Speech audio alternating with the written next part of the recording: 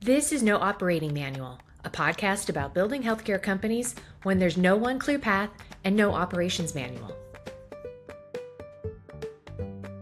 My guest today is Atiya Hasan. She's the CEO of Samar Health, where she focuses on supporting the aspects of healthcare that determine whether care actually occurs. Her resume includes experience across the spectrum of operational tools for digital health.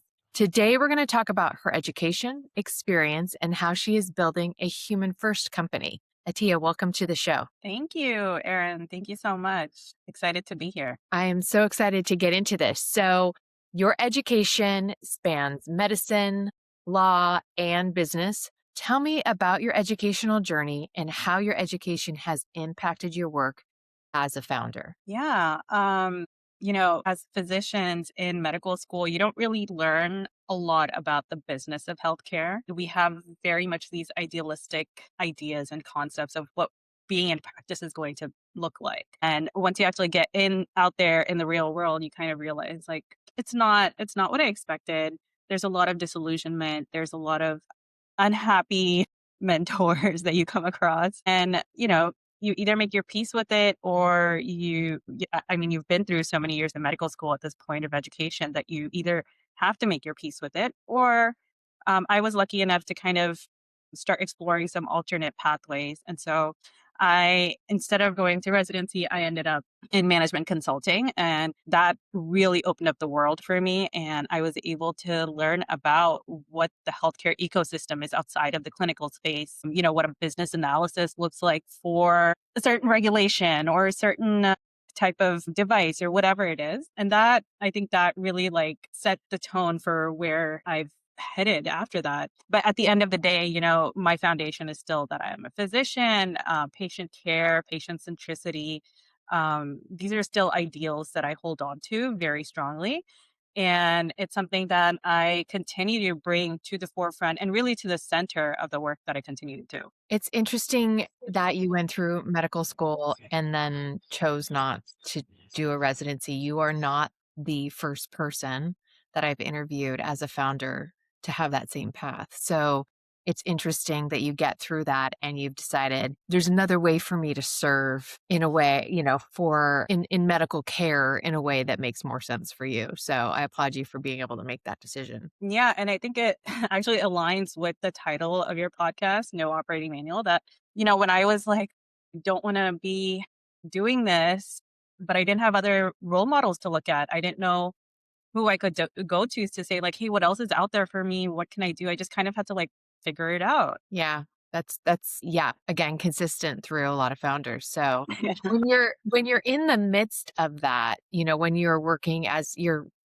current role, CEO, founder and CEO of Samar Health, which voice tends to be the loudest when you're making those difficult decisions? And then which one do you have to bring back in? Because you've got your medical voice, you've got your legal voice, you got your operations background.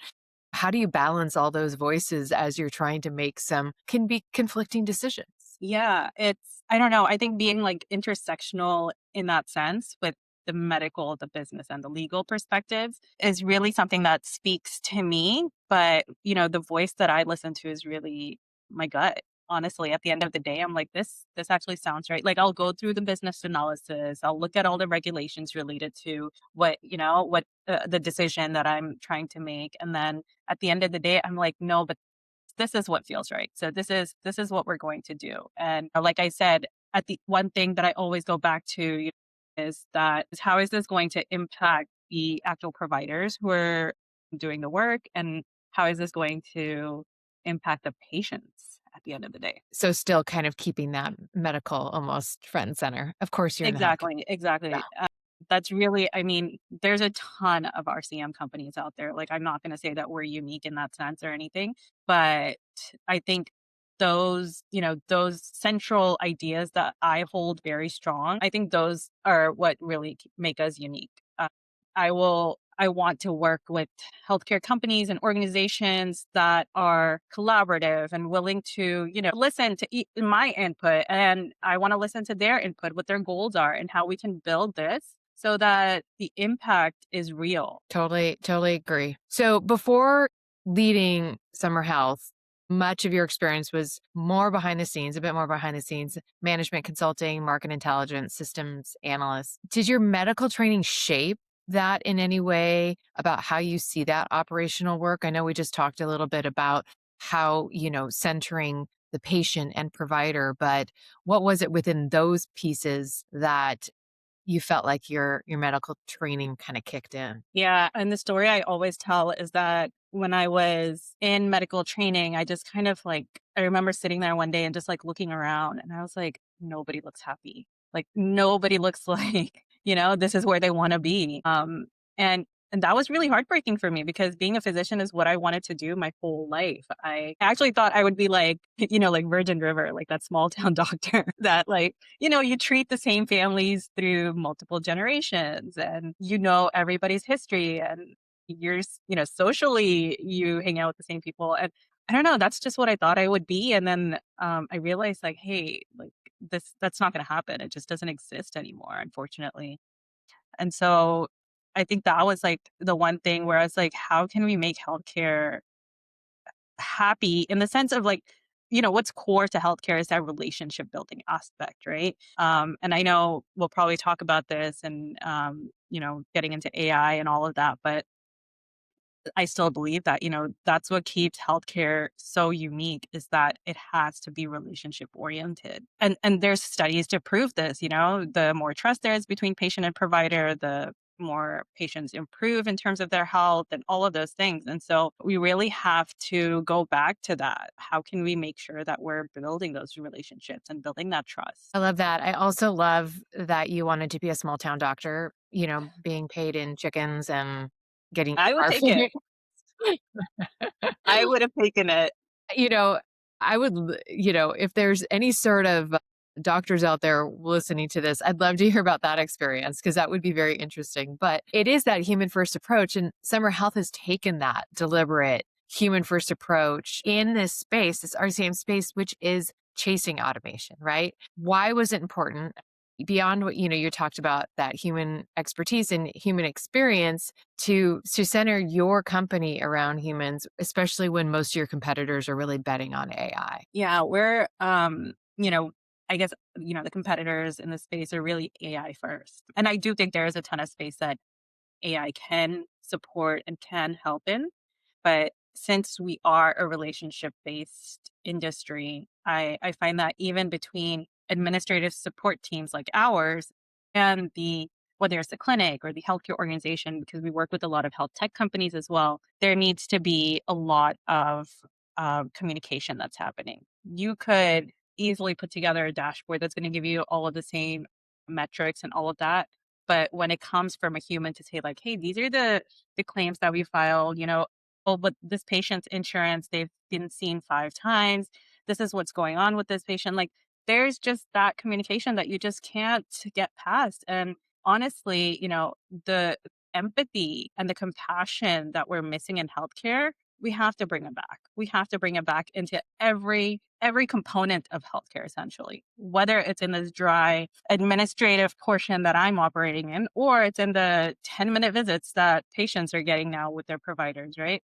I mean, the day's not far away where patients are going to go into a doctor's office, sit there, talk to an AI, and the doctor's just going to come in for a minute or two. That day is not that far away. But is that ideal? Right? Like those are the questions we need to ask ourselves. Like, is that are you building trust with your patient? Are you, giving them compassionate care? And when the provider themselves is not feeling supported by their administrative workflows and all of that, it's very easy for them to kind of distance themselves from wanting to provide that patient-centric uh, care. It sounds bleak, but it sounds like you're doing the right work to again try to make sure you're connecting those doctors to the Yeah. patients that they see in a different way. Yeah, and I mean, I'm not saying that I'm completely against AI. I do definitely think we have to integrate AI. It's a very powerful tool, right? Mhm. We have to integrate it in terms of the volume of things that AI can do, a human could never do. But there's some very unique things that humans have that we really need to continue leveraging and implementing. I understand and agree. So revenue cycle work is really treated as transactional or really interchangeable. So for Summer, how do you message and position yourselves to make sure that your potential clients see the value that you do over something that, again, people see as same? Yeah. There is a lot of hesitations sometimes that I face with, given that my team is overseas. People have had all kinds of experiences working with overseas teams. The way that I build trust and confidence with my customers is that I am day to day very involved with the goings on at Summer. So a lot of times, I've done the actual work that we've contracted with customers for. There's trainings that I sit in on and talk my employees through.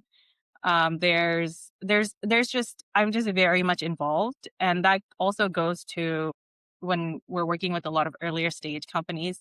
That also goes to participating in some of their strategic decisions and strategic work to say like, hey, have you thought about this? Hey, especially with like a lot of these APCM codes that are coming out, like the PIN codes and RTM, remote therapeutic monitoring. There's PCM, primary care, chronic care. There's so many of them now. We actually have a lot of expertise in those areas. And so when I see a company that's working in that, something that's adjacent to that, I'm like, hey, I think you guys are really great candidates for APCM codes. Let's talk about it. Let's see how we can make this work for you. And I think that really comes out of like me being very hands-on with the team and with the customers as well. So kind of a follow-up to that, how does that become scalable? I mean, obviously you can't be everywhere, but how do you make sure that that hands-on approach, continues to grow as you scale up your business? Yeah, it might not be fully scalable, but I'll still be available. I mean, I share my cell phone number with our customers and I say like, hey, anytime you really want to like pick my brain or you want to escalate things to me if things aren't being done correctly, just text me. I can get on it and figure it out. And I hope, it's the same like the provider to patient ratio problem, right? But I will find a way. I will find a way to be available and to be accessible. And that really comes out of like my passion for doing this. I enjoy doing what I do on a day-to-day basis. Well, that's great. I mean, I think you have to really, Yeah. enjoy and be passionate about what you're doing, especially in the startup world right now. So, kind of a follow-up to that, why do you think the human-centered healthcare business are still underrepresented in the broader startup narrative? Yeah. AI has been kind of booming since, was it 22, 23? So it's been three plus years, right? And I mean, that's just where a lot of the money's going, right? A lot of the funding and the fundraising and all of that, that's where it's going. And so that it causes the market to cater to that because that's where they're going to see the money come in, right? So everybody has to incorporate AI. I think there was like some kind of study that came out a couple of years ago where it said that if you just mention AI in your pitch deck, you're likely to get funding, right?